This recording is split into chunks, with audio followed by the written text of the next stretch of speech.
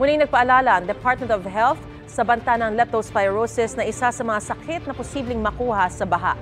Kung hindi raw maiwasan lumusong sa baha, gumamit ng bota para maiwasang ma-expose ang balat sa baha. Lalo na kapag may sugat.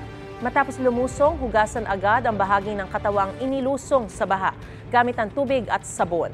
May supply naman ng prophylactic antibiotic na pwede namang inumin pangontra sa leptospirosis. Namimigay rin daw ang DOH nito sa mga rescue worker. 2 hanggang 4 na linggo ang incubation period ng sakit, kaya kahit walang sintomas na maranasan, mahalaga magpatingin pa rin sa health center matapos lumusong sa baha.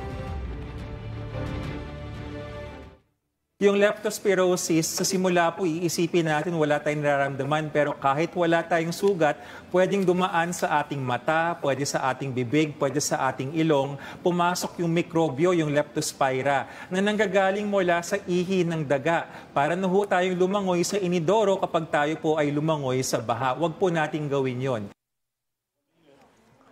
Mga kapuso, tumutok lang po sa mga ulat ng unang balita para laging una ka. Mag-subscribe na sa GMA Integrated News sa YouTube.